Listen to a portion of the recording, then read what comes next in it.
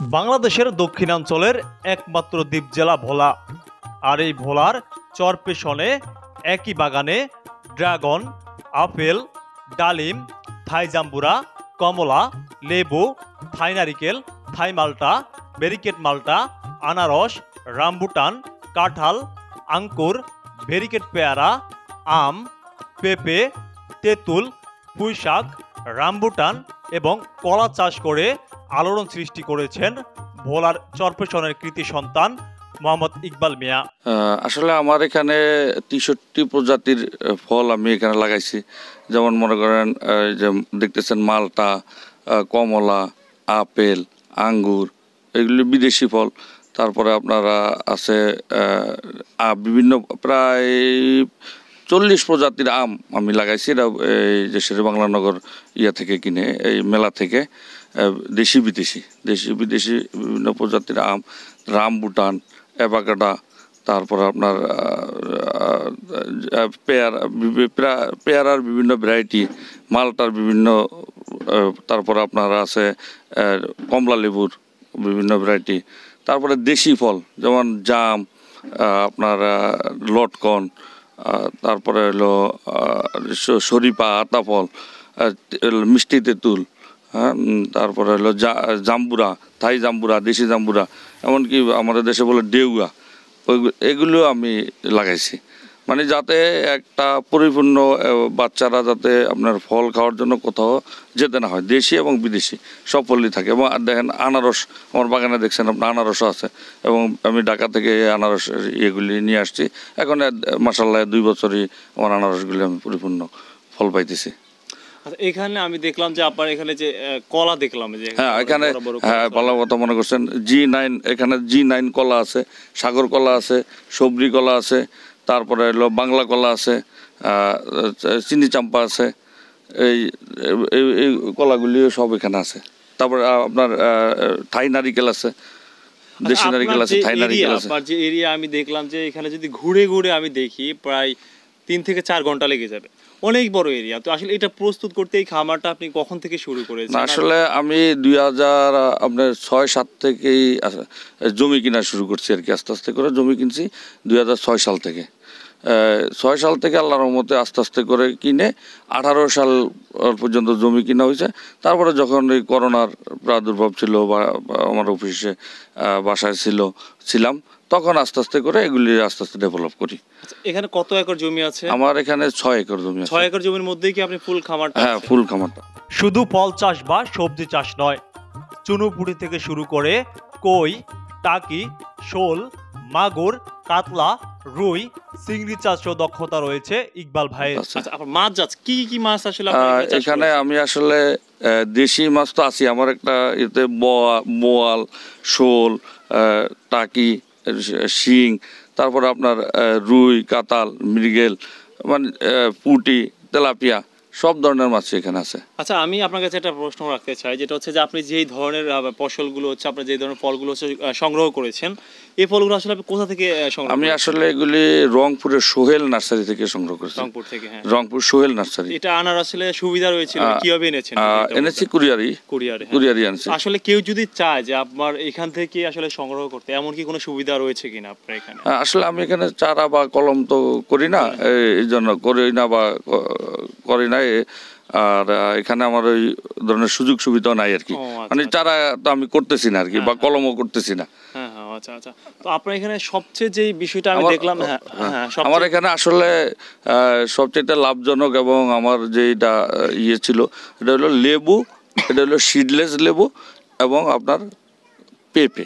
হ্যাঁ, আমার এখানে বাগানে ২০০০ পেঁপে গাছ আছে এবং প্রায় ১৫০০-এর মতো লেবু গাছ আছে। আচ্ছা, মালটা গাছ দেখলাম আমরা। কতটা মালটা গাছ এখানে আছে আপনার? আমার মালটা গাছ আছে 100 মালটা গাছ আছে। 100 মালটা গাছ? জি, যে আপনার আশেপাশে মালটা গাছ আছে। তারপর আমরা দেখলাম যে কমলা গাছ আছে। হ্যাঁ, কমলা আছে।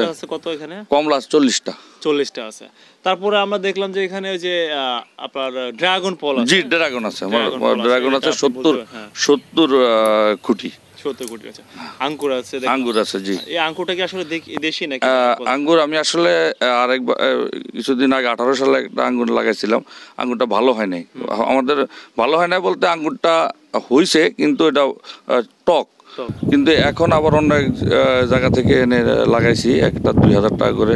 ওনারা বললেন যে আঙ্গুরটা ভালো হবে, লাল আঙ্গুর, চিকন চিকন লাল আঙ্গুর, ও আচ্ছা আচ্ছা জর্ডানের। আচ্ছা, আপনার পেশাটা একটু জানতে চাচ্ছিলাম, আপনি কিসের পাশাপাশি এটা করছেন? হ্যাঁ, আসলে আমি একটা আছি, এটা হলো Sino Bangla industries limited, China Bangladesh joint venture company. আচ্ছা, তার পাশাপাশি আপনি এটা হ্যাঁ, করছেন। আমি পাশাপাশি এটা করছি। আচ্ছা, উপজেলা কৃষি অফিসার কি আপনার এখানে আসলে তত্ত্বাবধান করছে কিনা? আপনি যে আপনি হ্যাঁ। আছেন তো এখন ভোলার জি, ভোলা জেলা চরবেশনে, আচ্ছা, ওসমানগঞ্জ, ওসমানগঞ্জ ওখানে আছি, 6 নম্বর ওয়ার্ড।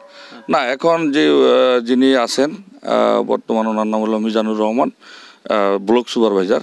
উনি খুব ভালো মানুষ। উনি এই যে প্রতি সপ্তাহে একবার আসেন এবং উনি নিজেরই উদ্যোগী আসেন, এবং উনি আমাকে বলেন যে ভাই আপনার এখানে গেলে আমার মন ভালো হয়ে যায়। আমি আসলে আমার দায়িত্বের পাশাপাশি আমি নিজের মন ভালো করার জন্য এখানে আসি।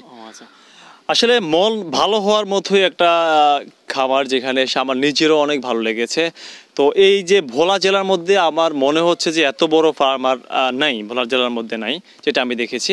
তো আপনার কাছে আমি একটু জানতে চাচ্ছিলাম যে যারা নতুন উদ্যোক্তা আছে, যারা এই ধরনের ফার্ম করতে চান, তাদেরকে আপনি কি পরামর্শ দিবেন প্রথমত? না, আমি প্রথমে পরামর্শ দিব যে যদি কেউ কৃষিতে আগাইতে চান, কৃষি আসলে একটা মানে লাভ লসের হিসাব না করে, এটা হলো মন ভালো করার একটা যন্ত্র।